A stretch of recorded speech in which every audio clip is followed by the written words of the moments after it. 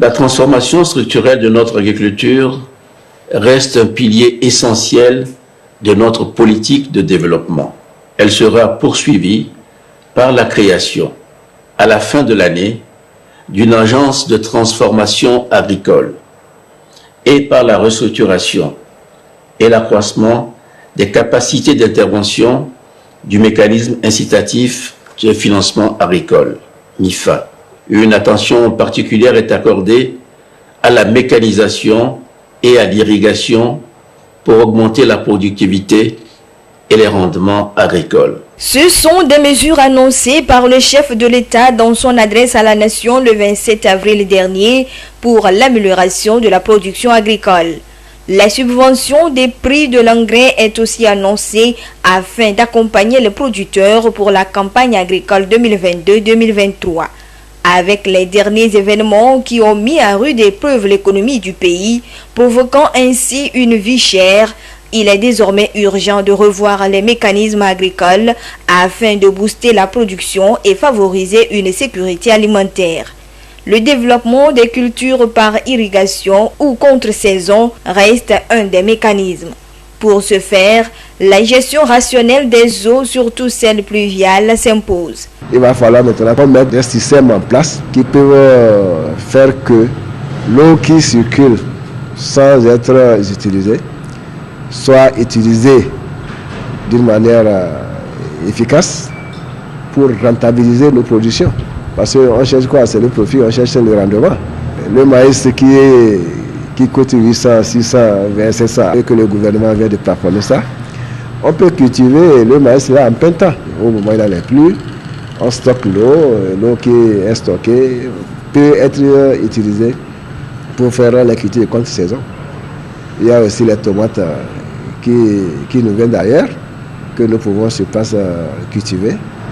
Il y a beaucoup de cultures et beaucoup de serres. La gestion ou la maîtrise de l'eau suppose sa conservation rationnelle et sa réutilisation en cas de besoin. Au Togo, plusieurs moyens permettent d'y parvenir. Nous avons des bassins, nous avons des barrages. On peut aussi faire certains aménagements qui peuvent servir de production. C'est les moyens qu'il faut mettre à disposition pour canaliser l'eau, faire les rétentions, pour pouvoir tirer profit des rendements, des productions que nous pouvons. Poursuivre la politique d'amélioration de la production agricole et développer de nouvelles initiatives hydro-agricoles, c'est mettre le pays à l'abri de la famine, de la malnutrition et surtout de la pauvreté.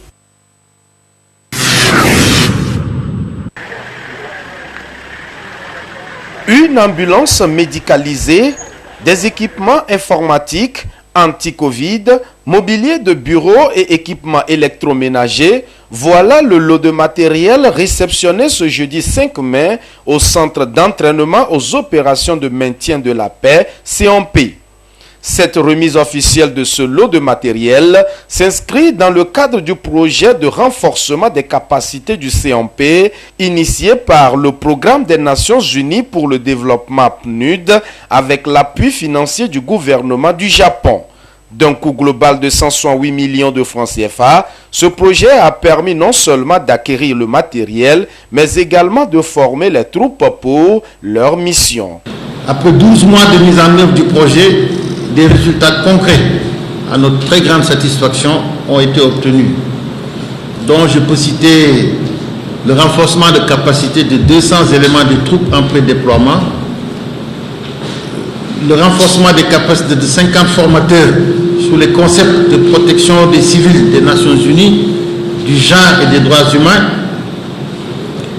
la livraison d'une ambulance pour renforcer les capacités logistiques, la dotation d'équipements de protection contre la Covid pour assurer le respect des mesures barrières dans le cadre des activités du projet, la dotation de mobilier de bureaux, d'équipements informatiques, d'équipements électroménagers et j'en passe.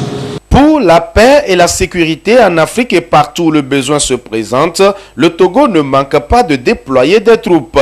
Ce projet vient donc appuyer les efforts du gouvernement togolais à préparer et outiller les forces armées pour ces missions de paix. En réceptionnant ce lot de matériel, le chef d'état-major de l'armée de terre n'a pas manqué d'adresser ses remerciements aux donateurs. Mes remerciements vont au représentant résident du PNUD au Togo pour le choix de notre institution comme bénéficiaire. Nous remercions également les acteurs qui, dans les coulisses, ont œuvré pour que ce programme se réalise. Je réitère également notre engagement à faire bon usage au service de la paix dans le monde. À noter qu'en plus de ces équipements réceptionnés, un bus de 70 places sera livré dans les prochains jours.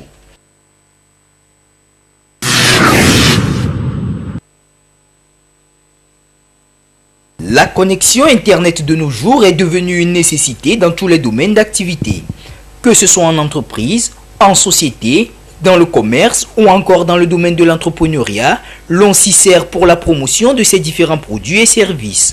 Pour ce faire, l'utilisateur a le choix entre la connexion réseau mobile ou la connexion Wi-Fi. Mais avec l'expansion et la multiplication des points de vente Wi-Fi qui offrent la connexion à des coûts accessibles à toutes les bourses, tout semble changer. La connexion au Togo n'est pas assez moins chère pour certains de nos publics. Et particulièrement le Wi-Fi arrange certaines personnes par rapport au forfait qu'ils doivent faire dans la journée. Et il n'y a pas assez de données quand on paie sur nos opérateurs téléphoniques. Les risques auxquels on a recouru si on est sur un réseau public, c'est les risques de piratage ou bien de hacking. Il y aura quelqu'un mal intentionné avec son ordinateur, il peut avoir accès et contrôler toutes les données de ceux qui sont connectés sur le même réseau. Les gens ont besoin de connexions, beaucoup de connexions pour travailler. Bon, il y a sur les réseaux sociaux, TikTok, WhatsApp, Facebook, YouTube, pour faire les téléchargements. Donc on voit que le réseau mobile seul ne peut pas suffire. Donc associer le Wi-Fi, ça peut aider les gens à mieux travailler. Elles sont souvent nombreuses, ces personnes, élèves, fonctionnaires et autres, qui viennent à ces points de vente de Wi-Fi pour se connecter à Internet. Certains pour simplement surfer, d'autres pour des recherches. L'exemple de ces jeunes croisés dans ces points de vente Wi-Fi ici à Agoué-Kakaveli. Pour eux, contrairement à la connexion réseau mobile, la connexion Wi-Fi offre plus d'avantages. Quand j'utilise le Wi-Fi, des fois, 3 heures, je perds 100 francs. Je prends ça pour faire des recherches qu'on nous a mis à l'école. Je regarde les films. Quand je suis un footballeur aussi, j'utilise ça pour regarder des football matchs. Quand j'utilise le forfait Internet, 200, ça ne me suffit pas. Je suis venu pour acheter le Wi-Fi, tout en se connecter, pour avoir des nouvelles, de certains messages, et aussi connecter sur Internet, pour écouter les informations à la une. Le Wi-Fi avec 1 heure 100 francs ou 3 heures 100 francs est moins cher plus que ceux de méga. Le méga aussi a des inconvénients. Tu peux acheter mais la connexion n'est pas rapide et ça va encore épuiser le méga là ou le crédit en un clin d'œil. À cette ère de la révolution technologique, la connexion Internet est indispensable. Mais encore, faut-il savoir l'utiliser pour éviter des surprises désagréables.